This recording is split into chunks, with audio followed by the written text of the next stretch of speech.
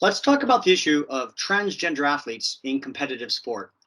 One thing about this discussion is that I can guarantee you that nobody in the audience is going to walk away satisfied. This is a topic that is highly contentious across people on both sides of a political aisle. I know this firsthand because I published the only academic book on the experiences of transgender athletes in sport, and this is an edited volume where I invited academics to contribute to. And it was a rather difficult task. And that's because people said things like, well, if they're on that book, I'm not going to be in that book. Because rather than people wanting to agree to disagree and examine facts and knowledge for what it is, people were pretty firmly camped out in their camps about their predisposed beliefs as to the way things should be.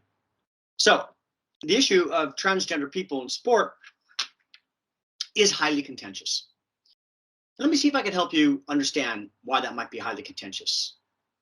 How many of you, if I were to ask a room that could be counted, how many of you believe that sex is a pure biological dichotomy? That there is only male and only female, and that they are distinct groups that are highly definable and separable? Not many. And that's because we know, for example, that intersex people exist. And that's also because we know that phenotypically, we've all seen somebody who we've gone, is that a boy or is that a girl? So it's not always easy to tell what someone's biological sex is. And the reality is that's because there isn't 100% accordance of biological sex. While the classification works for most and works quite well for many, there are a small percentage of people who that classification does not work well for. The next question is, how many of you believe that gender, as in masculine, feminine, is, again, a dichotomous structure with no inner ground whatsoever, with no slope between the two? And of course, this question, we all laugh and we say, no, of course, gender is a highly variant characteristic. Even across a category of people we call male, it's still highly variant. But the problem is, sport is predicated on a pure dichotomy. We have created and valued a sporting system which is designed to bifurcate people into two distinct categories of male and female. Essentially, the problem arises with transgender athletes in sport because we are quite literally trying to put a square hole in a round peg. I may have that expression wrong. You get the idea. Now, for the most part, nobody cares what happens at the male end of this debate. Nobody really cares. If a biological female, or what we describe typically as a biological female, decides that they want to play in male sport, and they can make the team, nobody cares. Right? This is well done you, good job. And that is just not where the issue is in transgender athletes. It's really not. It might manifest a bit in people who deny the reality of transgender people, but thinking that perhaps they'd be in, quote, the wrong locker room.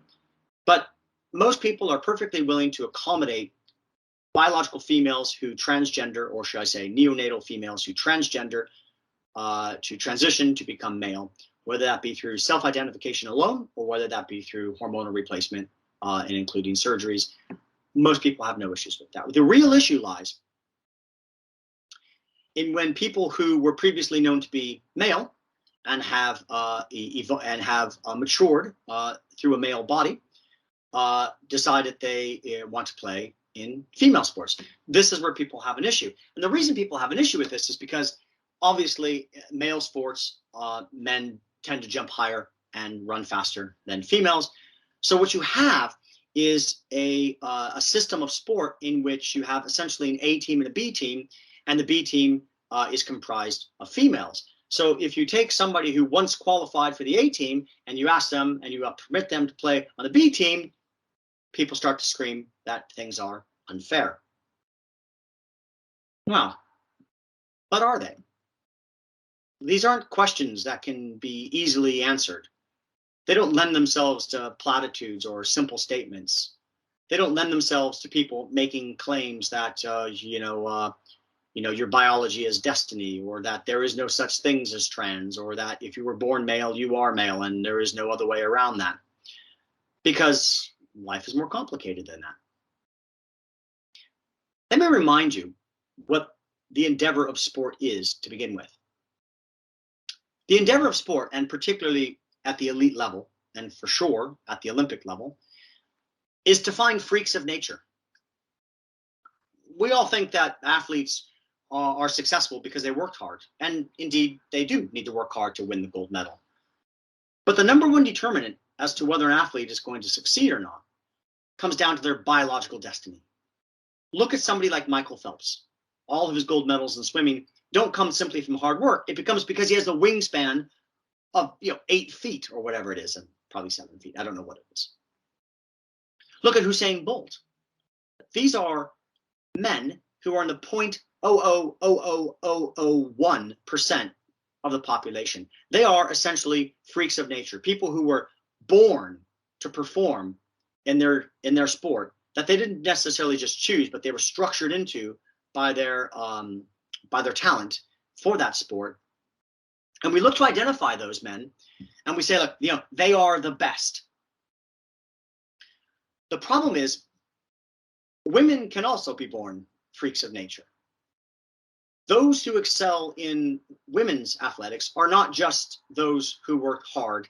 They are also those who are born as freaks of nature. Those who are born with incredibly rare biological gifts that allow them to excel in their sport that they were not necessarily just chose, but that was come across because of their natural talent, compared to the rest of people who we classify as female. And so you have an issue here upon which one category has no limits and the other category does. And so if we are determined to have something called women's sport, then we must decide, we must indeed ring fence what the idea of being a woman is. And this is no easy task. And this is no easy task because if you're going to investigate this, if you're going to create a policy around what it means to be a woman, the topic can't be simply on that of transgender athletes. You must also include that of intersex athletes. And we have an issue. We have an issue in which many people, feminists particularly, but sport enthusiasts as well, they recognize that for 50 years, we have been promoting women in sport. We must remember that women were wholly denied the right to partake in sport. That at the turn of the 20th century, medical experts said that, running long distances would cause their ovaries to fall out. The first woman to run the Olympic marathon, the first women's Olympic marathon, wasn't until the 1984 Olympics. So the 70s, 80s, 90s, and decades following saw instrumental growth in women's sport.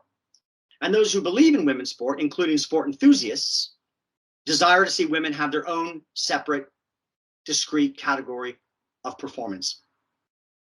But to do that, you must define what it means to be a woman. And that includes the inclusion or exclusion of those who don't typically fit within the standard model. And that includes intersex athletes. You cannot discuss transgender athletes without also discussing intersex athletes. So let's back up a moment. Let's look a little bit at the history of this. There was an Olympian, a sprinter and hurdler, who won several gold medals in women's running events in the Olympics. I forgot what year it was. I believe it was in the 20s, I believe.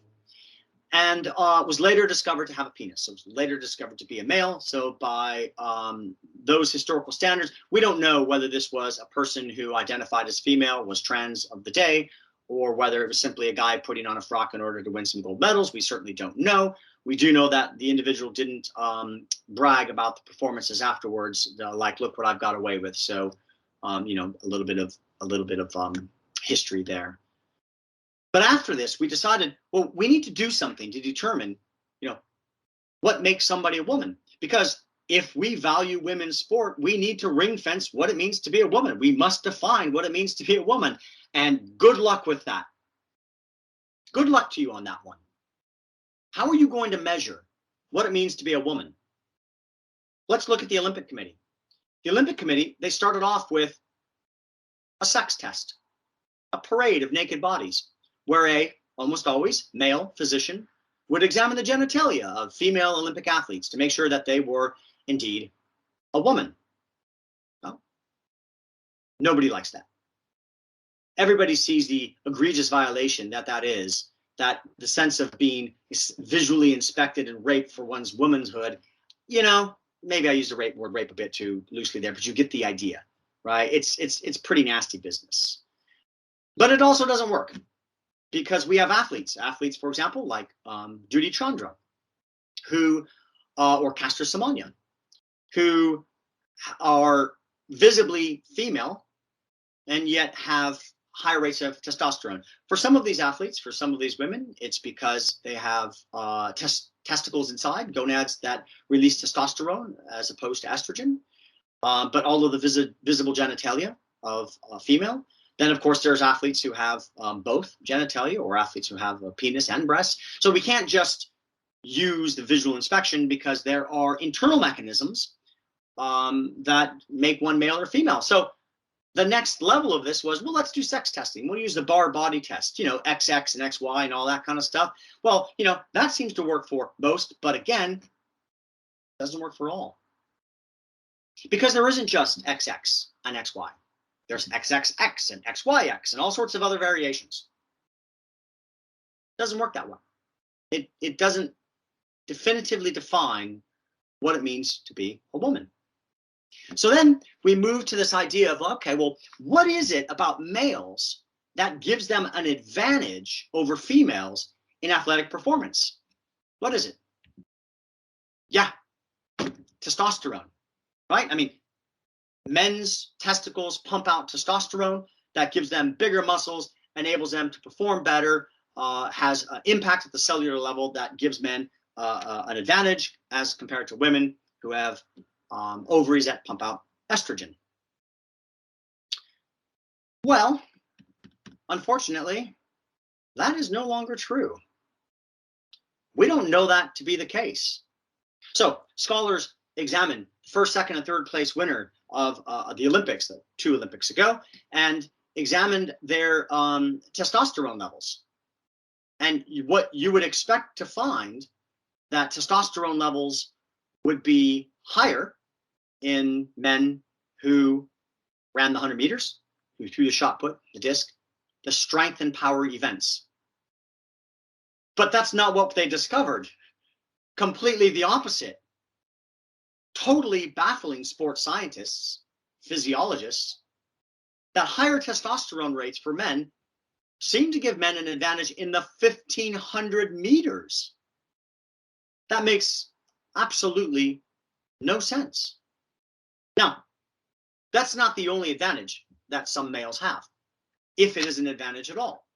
And this stuff gets confusing, because there are questions about, does testosterone that is grown natally in the body, or organically in the body, interact differently with the body than testosterone that's injected out from outside the body, exogenous to the body? This stuff gets complicated. But it's not just testosterone.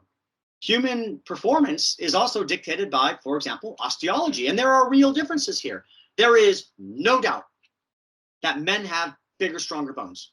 There's no question to it whatsoever. There is no doubt that men have thinner hips. And those thinner hips in many sports give men a serious advantage. So one could simply say it would be unfair, for example, for a male who is a distance runner to then transition and become female, because they have what we call legacy effects of puberty as a male.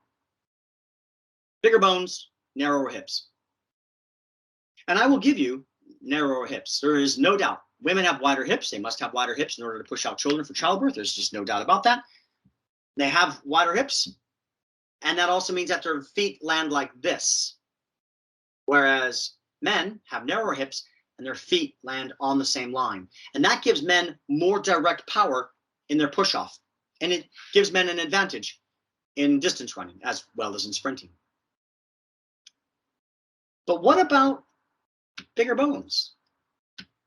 Does that actually benefit men in the sport of distance running?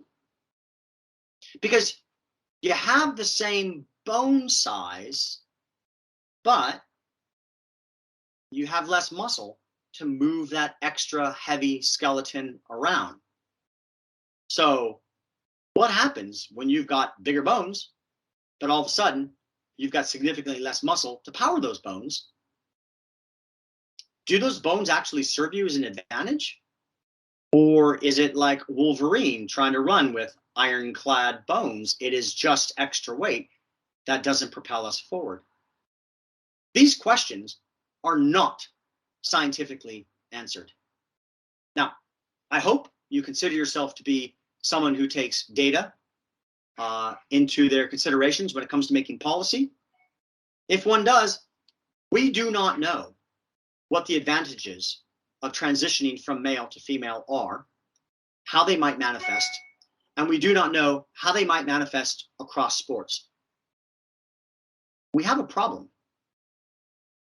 When we try to do something as ridiculous as limiting the testosterone levels to 10 and then now 5 nanomoles, we run into problems because there are women who are cisgender or neonatal, whatever you want to call it, not neonatal, what's the word I'm looking for, natal women who have higher than 10 nanomoles of testosterone. Should they be excluded for competition? Should a woman who was born with everything we recognize to be female, XX, the genitalia of female, the whole bit, but has testosterone levels that excel 5 nanograms per, or 5, whatever it is. I always get it wrong. 5 nanomoles per liter. Should she be excluded? Does that not make her a freak of nature? Is that not good? Is that not what we're looking for? Are we not looking for freaks of nature in sport? Why is it Michael Phelps is allowed to have a wingspan of however long his wingspan is, but a cisgender female is not allowed to have testosterone levels that rise above a certain level? In fact, women who have testosterone levels that rise too far are required to dope. Yeah, compelled to take drugs to lower their testosterone levels, to put them within a fair parameter. I'm sorry, to take estrogen to lower their testosterone levels, to put them in what is considered a fair parameter. So what you can understand from this so far is this is a highly complicated matter, and simple platitudes that it's obvious that a male, competing for female is going to perform better don't hold true. But at the same time, the animosity, the cultural tension is growing, and it's growing because there are a very large number, a high increase in people identifying as transgender and seeking the services to be able to transition from, quote, one sex to the next sex. Now, however one feels about that, you cannot deny that we have more and more of this occurring, which means that when it comes to a sex-segregated institution like sport, it's going to increasingly be viewed as a problem. And there's another problem. Why should somebody have to take drugs, hormones, in order to be recognized as the other sex, both inside and outside of sport? Why should somebody have to have sexual reassignment surgeries to be recognized as another sex? Now, I know that there are some people who in many capacities I admire, like Jordan Peterson, for example, who deny when someone says I identify as female, and he denies that that is a scientifically valid, rational concern, that's legitimate. Well, I disagree with Jordan Peterson on that one. You know, whether you believe that transgender people exist in nature or not is not the question. The question is, do you respect people's ability to identify however they feel, regardless of the truth? Let me give you an example. I think we would probably all agree that it would be quite rude of me to not recognize somebody as Christian when they say they're Christian. Now, I do not believe that God exists, and I do not believe that there was ever a Jesus Christ. And there is no scientific proof of any of this. It is pure malarkey. But if somebody identifies as Christian, and they say, I'm Christian, and I say, no, you're not. You cannot be a Christian because there is no such thing as Christ, and therefore you cannot be Christian. That is just as insulting to their personal identity, although it may be socially constructed from myth and lore, as it would be for someone to say, no, you are not female, regardless how you identify. That is their belief. That is their identity. That is important to them. Now, I have no love of monotheistic religions, or any religion for that matter, but I'm certainly not going to deny somebody their identity as a Christian. Why should I deny somebody their gendered identity? Why can't I just say they? You know what? It's easy. It really is. It's just a matter of respect. So culturally, it's easier to come to grips with than what happens in sport, because it isn't just a matter of respect. It's a matter of, quote, unfair advantage. But these two patterns intersect here. The more people that come out and identify as transgender, the more our society is recognizing self-identification alone to be transgender. And I agree with that. And you probably do too. Why should somebody have to go through hormonal replacement therapy in order to be identified as the, quote, opposite gender? Why can't we just, as a matter of respect, say, fine, yes, if you prefer to be called they, fine. If you prefer to be called she, fine. No issues with that. And I believe people should be able to self-identify in that way, just like we are all able to identify our own sexual orientations, our own religions, and even our own races.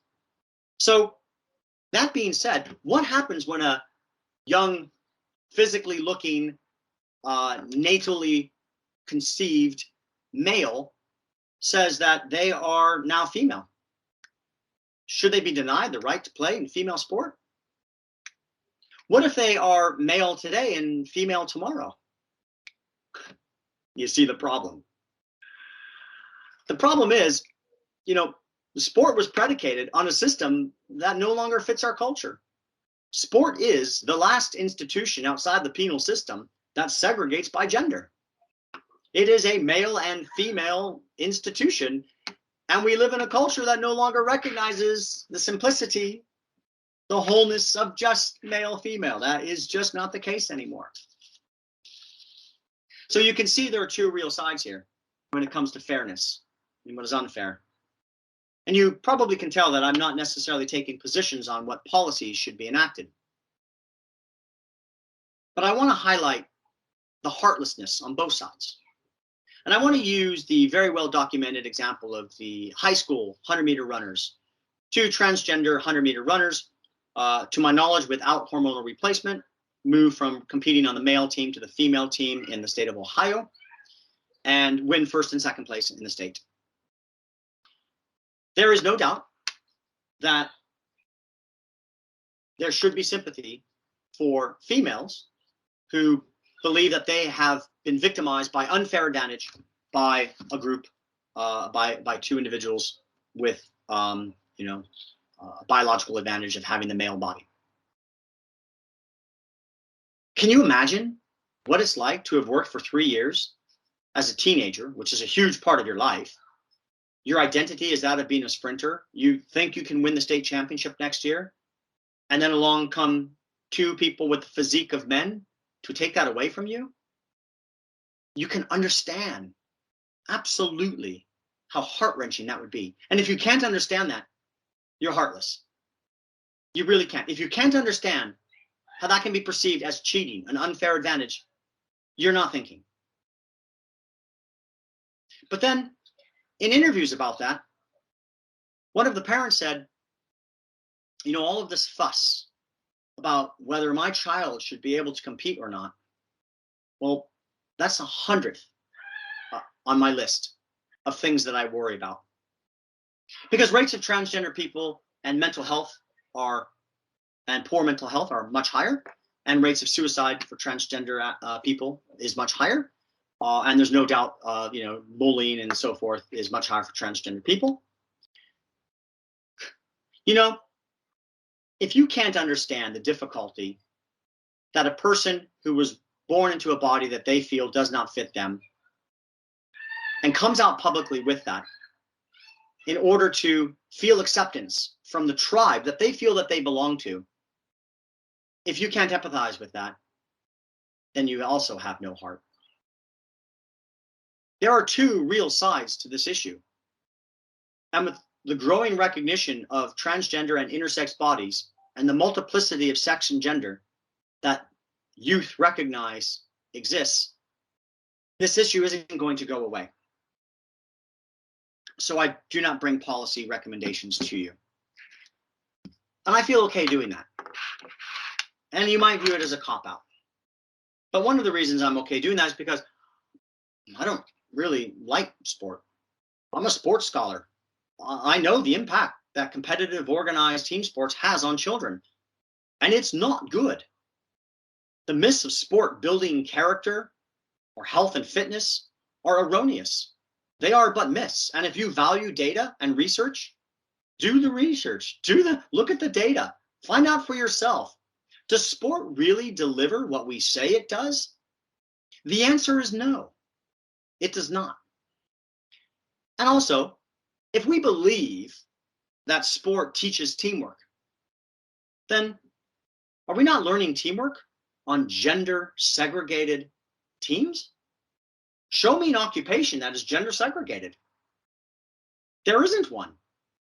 If we believe that our children need to learn teamwork, then should they not be learning teamwork with both boys and girls so that they learn how to lead, be influenced by, influence, quote, both sexes? And also, with the team sports come a higher rate of collision sports, where we are subjecting mostly boys' brains to permanent, lifelong trauma that leads to significantly higher rates of cognitive degeneration when they're older and significantly higher rates of suicide as a result of large concussions. We need to remove children from collision sports. So if you take a sport like rugby, for example, and you remove the collision element, then you can gender integrate that sport. And boys and girls can play well together without damage. So my suggestion is, rather than arguing about what happens in sport, we change sport. Now, I know that that won't be received well. Feminists and non-feminists alike will both want to try to protect women and men's separate sporting spaces. But those separate sporting spaces do not deliver what is promised, so I see no reason to keep them. I leave you with this. Most athletes, almost all athletes, will never play on a team with a transgender athlete. Most people will never know personally a transgender athlete. This issue of trans inclusion in sport is very much so a storm in a teacup. It rears its head with a few high-profile cases that do not impact upon your life in any way, shape, or form. So my answer is this: because sport is almost exclusively a child's game, participation rates drop dramatically post-18. It is a child's game. And because children are not at the elite level of sport, my policy suggestion is this: can we just all calm down here? Can we just let kids play and not worry so much about who is advantaged and who isn't? Can we just remove the dangerous elements of the game to protect smaller boys from bigger boys or natal females from transgendered males? Can we just play a bit more and have a bit more fun instead of being so wrapped up in concerns about what is fair and what is unfair? Those are my thoughts for you. I'm sure you're not going to agree with all of them.